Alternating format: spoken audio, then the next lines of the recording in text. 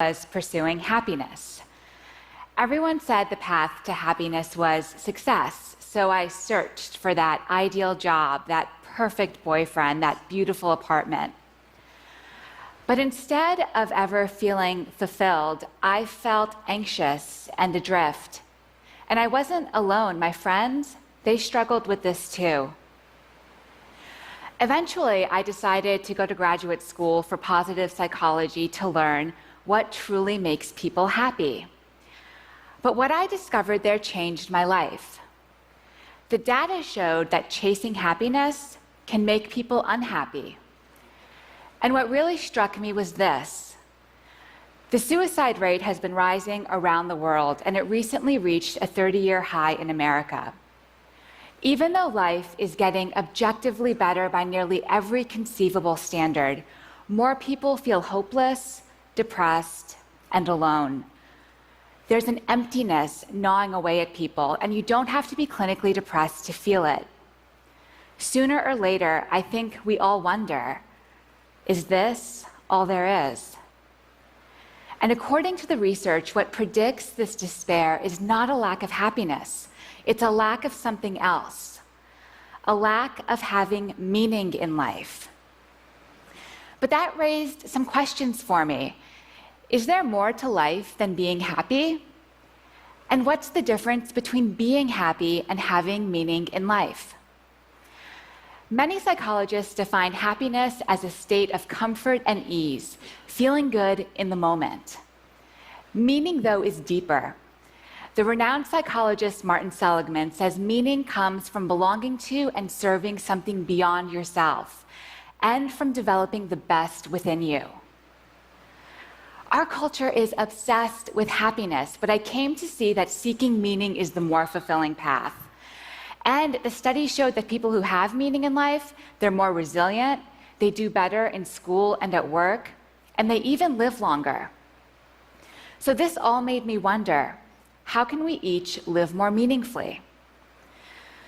To find out, I spent 5 years interviewing hundreds of people and reading through thousands of pages of psychology, neuroscience, and philosophy.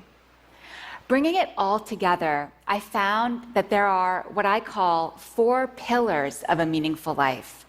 And we can each create lives of meaning by building some or all of these pillars in our lives. The first pillar is belonging. Belonging comes from being in relationships where you're valued for who you are intrinsically and where you value others as well. But some groups and relationships deliver a cheap form of belonging. You're valued for what you believe, for who you hate, not for who you are. True belonging springs from love. It lives in moments among individuals, and it's a choice. You can choose to cultivate belonging with others. Here's an example. Each morning, my friend Jonathan buys a newspaper from the same street vendor in New York. They don't just conduct a transaction, though. They take a moment to slow down, talk, and treat each other like humans. But one time, Jonathan didn't have the right change, and the vendor said, "Don't worry about it." But Jonathan insisted on paying, so he went to the store and bought something he didn't need to make change. But when he gave the money to the vendor drew back. He was hurt. He was trying to do something kind, but Jonathan had rejected him. I think we all reject people in small ways like this without realizing it. I do. I'll walk by someone I know and barely acknowledge them. I'll check my phone when someone's talking to me. These acts devalue others. They make them feel invisible and unworthy. But when you lead with love, you create a bond that lifts each of you up. For many people, belonging is the most essential source of meaning, those bonds to family and friends. For others, the key to meaning is the second pillar, purpose. Now, finding your purpose is not the same thing as finding that job that makes you happy. Purpose is less about what you want than about what you give. A hospital custodian told me her purpose is healing sick people. Many parents tell me, my purpose is raising my children. The key to purpose is using your strengths to serve others. Of course, for many of us, that happens through work. That's how we contribute and feel needed. But that also means that issues like disengagement at work, unemployment, low labor force participation, these aren't just economic problems, they're existential ones too. Without something worthwhile to do, people flounder. Of course, you don't have to find purpose at work, but purpose gives you something to live for, some why that drives you forward. The third pillar of meaning is also about stepping beyond yourself, but in a completely different way. Transcendence. Transcendent states are those rare moments when you're lifted above the hustle and bustle of daily life, your sense of self fades away, and you feel connected to a higher reality. For one person I talked to, transcendence came from seeing art. For another person, it was at church. For me, I'm a writer, and it happens through writing. Sometimes I get so in the zone that I lose all sense of time and place. And these transcendent experiences can change you. One study had students look up at 200 feet tall eucalyptus trees for 1 minute. But afterwards, they felt less self-centered, and they even behaved more generously when given the chance to help someone. Belonging, purpose, transcendence. Now, the fourth pillar of meaning, I found, tends to surprise people. The fourth pillar is storytelling, the story you tell yourself about yourself. Creating a narrative from the events of your life brings clarity. It helps you understand how you became you. But we don't always realize that we're the authors of our stories and can change the way we're telling them.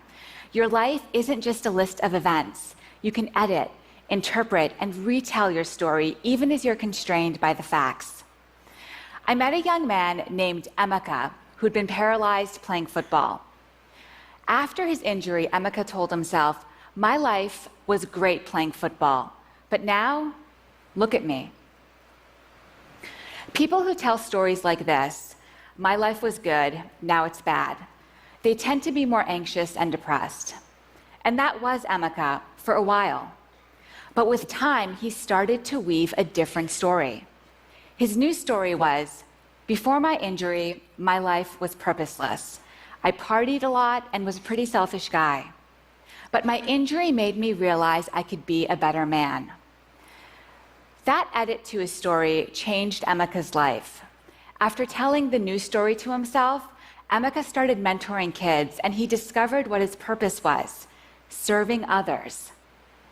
The psychologist Dan McAdams calls this a redemptive story, where the bad is redeemed by the good.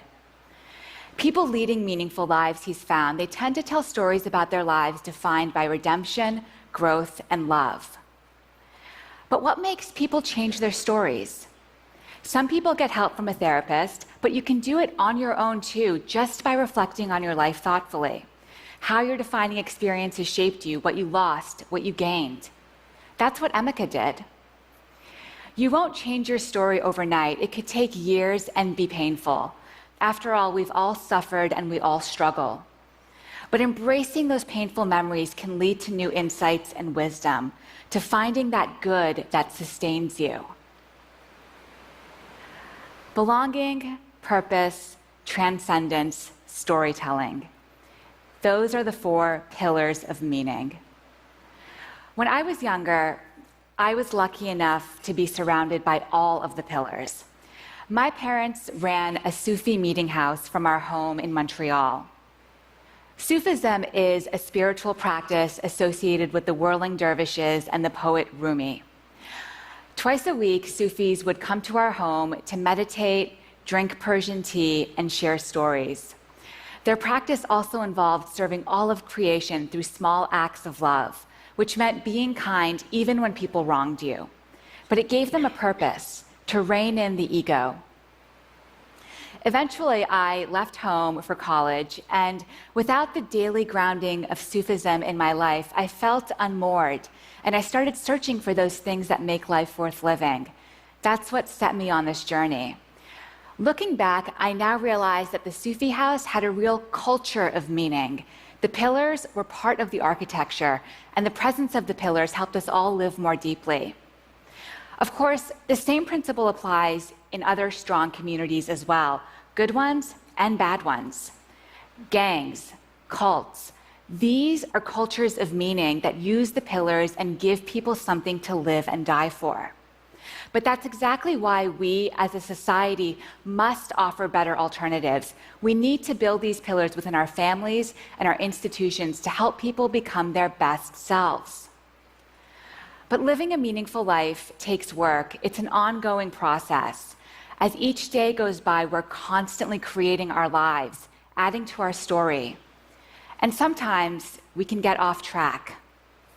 Whenever that happens to me, I remember a powerful experience I had with my father. Several months after I graduated from college, my dad had a massive heart attack that should have killed him. He survived, and when I asked him what was going through his mind as he faced death, he said all he could think about was needing to live so he could be there for my brother and me, and this gave him the will to fight for life. When he went under anesthesia for emergency surgery, instead of counting backwards from 10, he repeated our names like a mantra. He wanted our names to be the last words he spoke on earth if he died. My dad is a carpenter and a Sufi.